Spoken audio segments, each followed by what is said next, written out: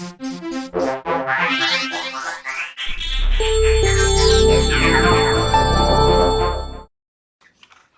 everyone, this video deals with a reader question or comment, not really sure what it is. I'm going to run with question. So the reader wrote in to say that he's been enjoying my YouTube videos. I do welcome feedback, as long as it's constructive, good, bad or indifferent, all is welcome. And he has kindly sent me a sketch of a winching rig that I may have missed, and here it is. It's called the Slingshot, and I presume no one was actually slingshotted using it here, and it uses 60 meters of rope, or wire rope in that case, and 2 snatch blocks. So that got me wondering to begin with, which was how heavy would 60 meters of wire rope be? Well, I calculated it out and the answer is 21 kilograms. To give you an idea, 60 meters of synthetic rope would be about 3 kilograms, and I decided to weigh my own 50 meter synthetic rope, which came in at a shade under 2 kilograms. So that's a massive difference, 21 to 3 kilograms there. Anyway, that is just a side distraction, because then I decided to post this on my page and say, okay, here is what has been sent in. What is the mechanical advantage, the load on the tree and the force required from the recovery vehicle? And I got quite a few answers back. So 500 kilograms, 250 on the tree, 1000 on the tree, and a few people did get it right. So I'm going to run through now what the correct answer is and how it is calculated.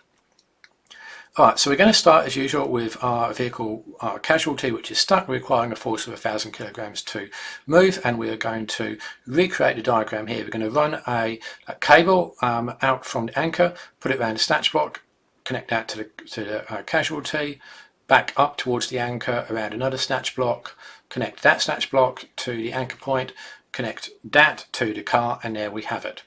So the next thing we need to do is figure out how many lines are supporting the load, and that is 2. You can watch my other videos to understand how we calculate that. So that means that 1000 kilogram load, and yes, it should be newtons, but let's run with kilos, is split into 2. So that's 500 kilograms there each. And that also means that there's 500 kilograms on the car there. So then we've got a 2-to-1 mechanical advantage. So for every 1 kilogram of effort there, we generate 2 on the casualty car. Now those 2 lines on the right hand side, the 2 red ones, add up to 1000. So in the green line we've got 1000 there, and on that red line on the left we've got 500. So the load on the tree is actually 1500 kilograms. So this is an example of where we have more load on the anchor point than actually is required to move the vehicle. So that gives us a speed of half. So for every meter the recovering car moves, the casualty car only moves half a meter, and a 2-to-1 mechanical advantage. But here is the question: is there a better way to do it? So that came from Lindsay Ellis, and I thought, okay, well that's interesting. Maybe there is a better way to do it, maybe there isn't. So let's see what we've got. We've got 2 snatch blocks, 1 recovery car and 1 long rope. So how can we rig that differently? Well, let's start off with what we had before, our casualty car and an anchor point. And this time we're going to run the rope out from the casualty car, put a snatch block around it, connect that to the anchor point, back down to the car, put a snatch block around that, and then we're going to run that line up.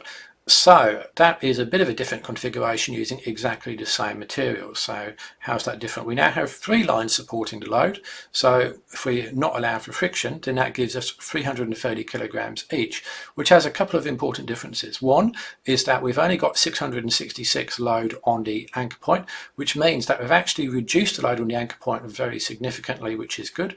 And the car only now has to pull 333 kilograms. However, there is a rider to that. Even though we've got a mechanical advantage of 3-to-1, there is less force on the anchor, which is true, less effort from the car, but it requires you to drive uphill, whereas the other one meant that you could drive downhill.